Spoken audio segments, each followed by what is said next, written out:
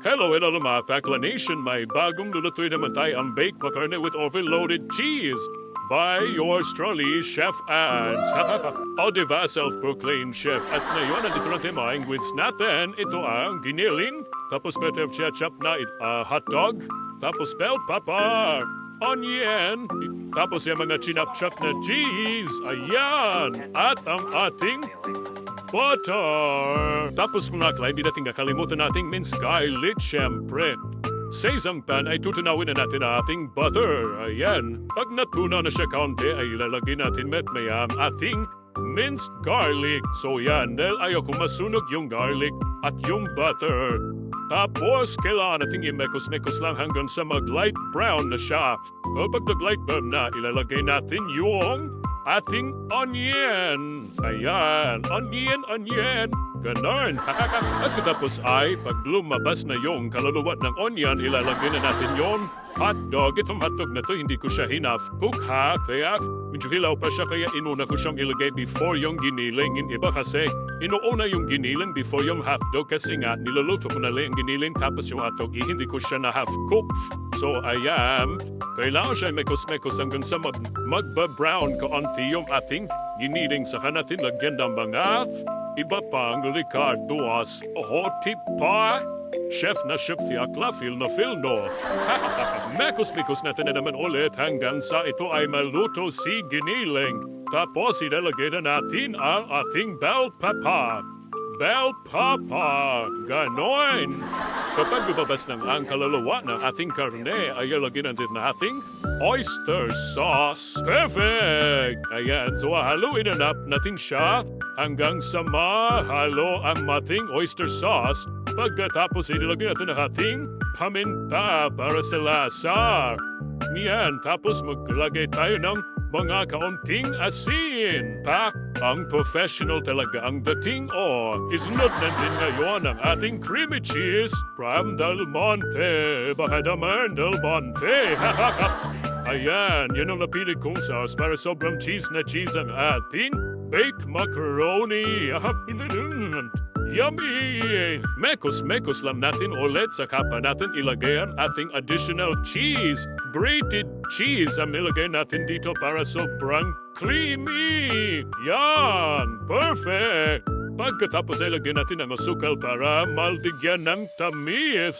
Tapos mayat maya ilalagay na natin ang ating macaroni pasta. O diba, ang ganda tingnan.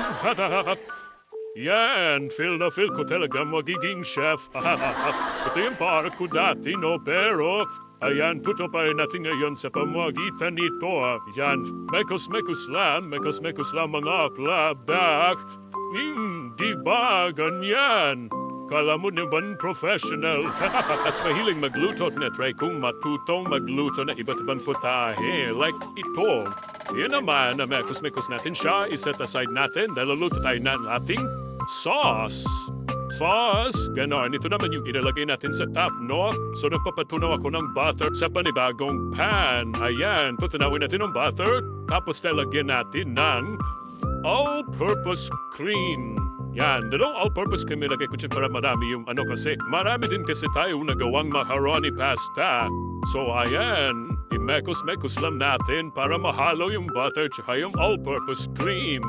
Gawin natin ito hanggang sa lumapot. Pero syempre bago yan, ilagyan mo natin siya ng evaporated milk.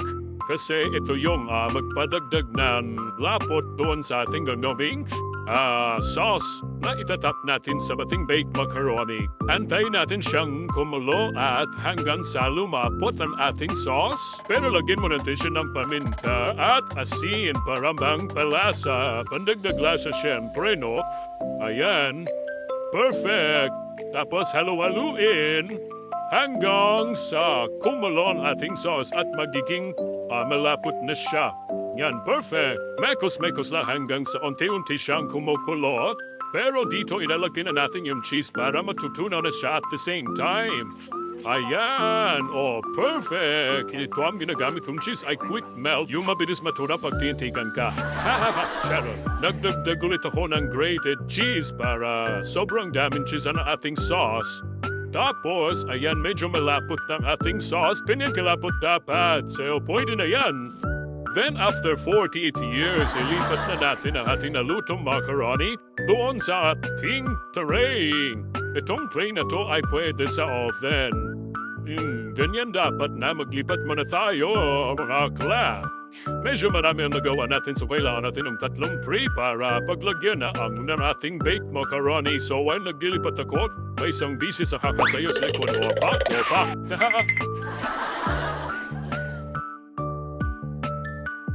So ayan na, natapos na tayo maglagay o maglipat na ating macaroni sa ating tray. Ngayon naman ay lagyan na natin ng sauce yung top nito. So ikalat na natin ang ikalat hanggang sa totally covered lahat ng tray ng ating macaroni. Kung may mga napansin kayo mga bobo na cheese, iyan ay nilagay natin kanina sa paggawa ng sauce. So, matutunaw naman yan pag bibake na natin. Yan, kailangan i-cover natin yung ating macaroni na ating sauce. Ngayon naglagay naman ako ng mozzarella cheese.